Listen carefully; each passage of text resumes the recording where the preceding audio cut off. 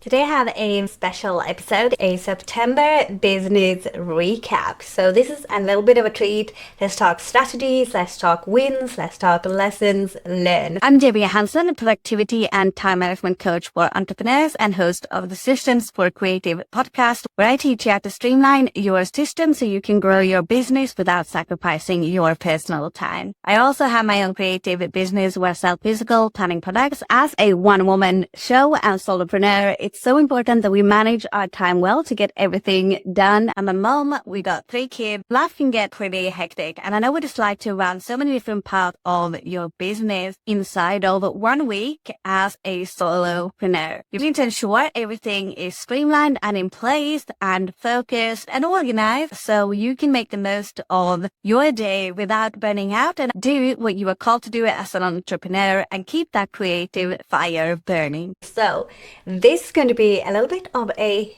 here's what I tackled in September. Strategies tried and key takeaways for the end of the year and into 2025.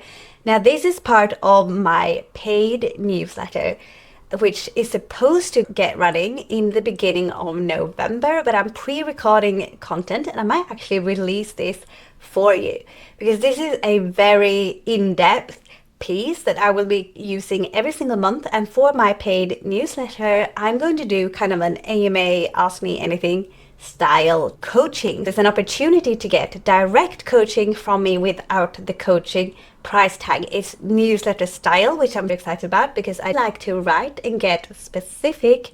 You'll have a chance to get 1 question answered every single week, and this is not a group coaching. Like, I will answer every single question submitted, and I've got questions submitted already through jamiejohansson.com/answer, which would normally be for the podcast, but when they are business specific, I will pull them and I will do a direct response. This way, it's getting coaching, but the whole point of the newsletter is to get strategies from any questions so you can go through and pick what you want. And I will be detailed and I will be specific to you and your business. Let's give this a try and see how it goes. But first, we're going to talk about this week's specific paid content. And this week, it's going to be my September business recap, strategies, wins, lessons learned. Let's dive in. September was a full month, and as you know, I did take a break, predominantly, not entirely, but mostly throughout the whole summer due to school holidays and spending time with my family. But as soon as September hit, I had all the plans, all the strategies ready to go, and I actually went and did what I don't normally do. I tackled everything at once. It's the 7th of October today. This episode will recap my whole full September, and I tackled my website redesign, and I've decided to launch it as I go. I rethought my content strategy, I tested a new Facebook ad approach, and today I'm taking you behind the scenes on what I learned and what I'm doubling down on for the next month. So first, let's talk about the problem. You've probably had those months too. The ones where everything feels high stakes, trying to move your business forward in multiple areas. But I learned it's not about doing more, it's about doing the right things the right way. I always like to start with a thought reversal from where I started to where I kind of ended up and help move you along a little bit quicker on the journey for your own business. And this past month, I made more adjustment than I had in the last quarter. I focused on simplifying my website, I clarified my offers, and I'm making sure that content was working for me, not the other way around.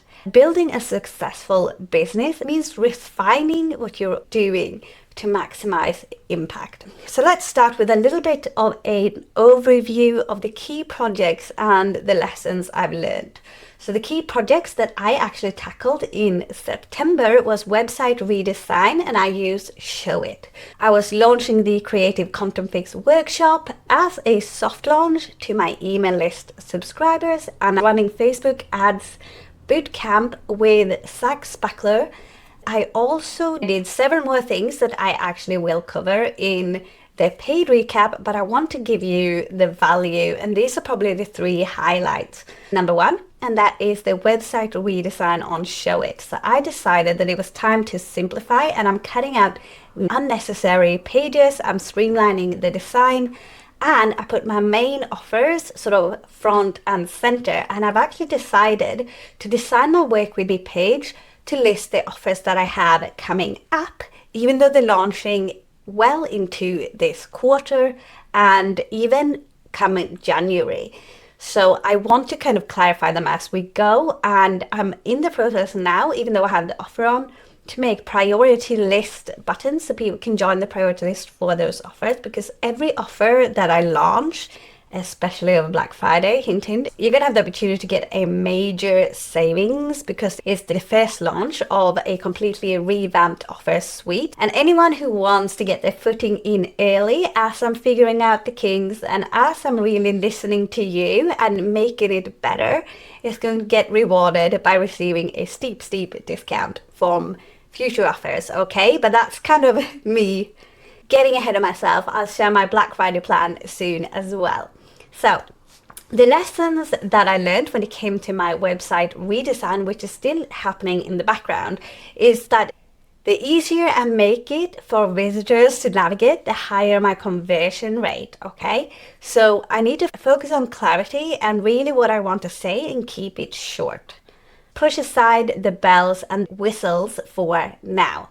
The second thing that I did in September was launching the Creative Content Fix workshop. And I wanted to test the idea of this workshop of a smaller, more focused offer. And the Creative Content Fix workshop was born. Now, there is a whole story I share about this in an upcoming newsletter as well, which is going to be about how I had this giant course idea that I mentioned before, and it was just too big, and that is me realizing it. And then I distilled it down into a 90-minute workshop with just all the best things that I could possibly take somebody through. And from this is where I'm scaling it back up to a bigger offer, depending on entirely the feedback that I'm getting and what you want more of. Okay, like I said, the idea was to test a smaller focused offer, the Creative Content Fix workshop.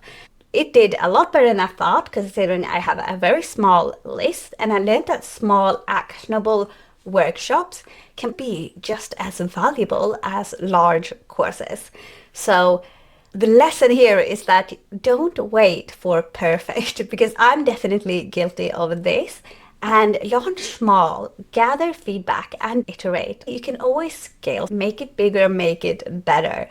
Oh, did I tell you the action step for number one? Okay, so if you're redesigning your website, review your website and ask yourself if each page serves a purpose, okay? If not, just simplify.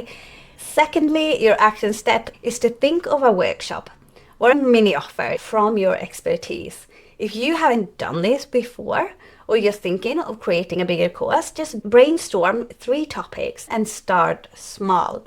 Hi creative entrepreneurs, if you are tired of scrambling for content ideas and want a smarter way to stay consistent, I've got you covered with my free guide, The Authentic Content Fix. Inside, you will find AI prompts, step-by-step batching process and easy strategies to align your content with your business goals. Snag your copy now at johansson.com, or you'll find the link in the description, and start creating with clarity and ease. Moving into my third key project this month and the lessons that I learned, and that is running Facebook ads through taking the Facebook and Instagram ad bootcamp with Zach Spackler, and it was a game changer. I focused on targeted audiences and testing creatives, and I was able to generate leads without overspending. Now, I have tried to do Facebook ads of my own back before and got absolute cricket and flushed money down the toilet. But I would say that I would easily, like my measurement here isn't something significant, but it's doable. I work in pounds, but I would say scaling small and being super conservative, including a £40 or a $50 testing budget and an extra $50 or £45 to spend, I would say that altogether the results would be 100 for 100 leads over 10 days, okay? Which is definitely small and steady, and it shows me what is possible with ads. And I definitely have learned a lot of lessons going through this, which I will share in the future. If you are interested, then let me know and I can get specific. I love to get specific. So the action step here, if you are thinking of running Facebook ads, is start with a small ad budget and really think about it and test different audiences, test your ad sets, really go in like every other day after the first 3 days, probably every day in the first 3 days, and look at what you're doing now. I'm not going to give Zach's strategy away, and I might tweak a few things myself, and I'm happy to share that with you, but I'd recommend it. So start small, look at your ad budget, have a specific budget for testing in a testing phase, and then think about what you want to spend daily from there on. But the most important thing is focusing on data, focusing on what your cost per lead is, and really learn what type of campaign that you are running and what your objective or your goal is for that campaign, and then optimize as you go. Getting on a tangent here like always. So now let's get specific here. I want to cover an Ask Me Anything style question from my paid newsletter, and I'm gonna dive deep in this one if I haven't got this section out. If you are submitting a question to my paid newsletter, you will have it answered that week, okay? But it will go to everybody, so you will receive a document with everyone's questions, and you can really see yours, and you can learn at the same time from what everyone else is asking. I'm going to read the question and I'm going to try and answer it here live. So, hi Jamie, I run a small business selling handcrafted jewelry, and I want to run a Black Friday campaign. I'm excited but feel overwhelmed thinking about the content I need to create. Okay, I don't know where to start or what I should focus on first. Can you help me map out a content plan that aligns with my goals and keeps me from getting stuck? Absolutely, I have got you covered. Planning a big sale like Black Friday can be overwhelming, especially when managing a business solo. But we can carve a clear path forward here, okay? You'll have a content plan that not only promotes your sale, but connects with your audience on a personal level, because that's the lens that you need to look at any campaign through. So let's break down some steps. I think the first steps would be to define your Black Friday goal and key offers. First, get super clear here on your primary goal for Black Friday. Are you focusing on increasing revenue? Are you focusing on growing your customer base? Because they can be two very separate goals. And maybe you're focusing on promoting a specific product line. Once you know this, and I'm sure you can go for all of them to some degree, but try and have one main goal. You can decide which offers to highlight inside of your campaign. For example, if your goal is revenue, you might focus on bundling your best-selling pieces or creating an exclusive Black Friday only collection. Write down your main goal and identify one or two products or offers that align with this goal. Keep it simple. One strong offer is better than many scattered ones. Once you have defined your Black Friday goal and key offers, move into step number 2, and that would be to map out core content pillars for the campaign. With your goals and offers in mind, choose 3 content pillars that will guide your messaging, okay? For handcrafted jewelry business, what could that be? Maybe the art of handcrafted jewelry. So you can show the personal touch that goes into each piece. Maybe holiday gifting made easy could be another pillar, and highlight how you show jewelry and how they make thoughtful gifts, okay? Maybe you have exclusive Black Friday deals where you build anticipation for the unique offers they'll see only during Black Friday. So I have 3 kind of key content pillars that you can work with throughout this campaign. Each pillar will connect with your target audience, and that's of course important, but it needs to help them understand the story behind your brand, the uniqueness of your products, and the urgency of the Black Friday offer, okay? So your action step here for step number 2 of mapping out your core content pillars for the campaign is to choose 3 content pillars and outline how each actually tied back to your Black Friday goals. Okay, spend a few minutes just brainstorming 3 content ideas per pillar. For example, behind the scenes video of your art of handcrafted jewelry. Okay, so step number 3, once you have those 2 in place, is create a timeline for pre-launch, launch, and post-launch. Break down your content strategy into 3 phases, and that's going to help it keep it more manageable. So pre-launch would probably be around 2 weeks or so before Black Friday. So this is about building excitement. You can use Instagram stories to give sneak peeks of your Black Friday pieces, or perhaps send out emails teasing exclusive offers or countdown posts on social media. So this is just building that excitement. And during launch week, which is Black Friday week, focus on urgency. That will be your main drive, because you don't want people to miss out, even if it feels like it's being pushy or hectic. I know we all get that grip sometimes, but you don't want someone to miss out. If they actually do want to get in and get the best deal of the year, you don't want them missing out, okay? So don't be scared to remind them what's happening here during launch week.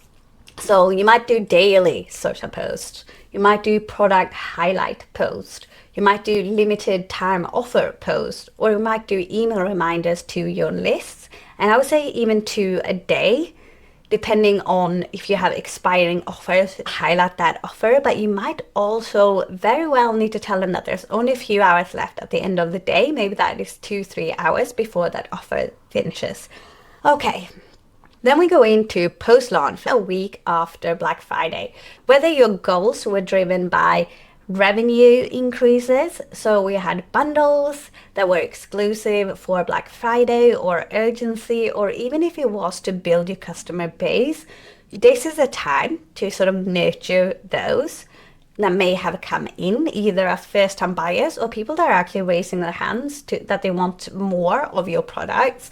Okay, so nurture those who bought from you. Send a thank you email, offer a small discount on the next purchase, maybe share tips on how to style the jewelry they just bought, just anything that will make them engage more with your brand and know that you are still there for them. Your action step here when it comes to creating the timeline for your pre-launch, launch, and post-launch, you're also going to want to create a calendar with these 3 sections, okay? So pre-launch, launch, and post-launch. For each phase, jot down your specific content ideas and specific dates to publish each piece. You know that unless we have a date to it, we can't be held accountable for it, especially if we are on our own. I don't know how big your team is, but that's what I run by. Put a date by it, okay? Then you have your calendar built out in a very succinct way. But step number 4 will be to prioritize repurposing to maximize content. And you knew I would say this, but this will save you so much time, and it will ensure that your message is going to be consistent across all platforms.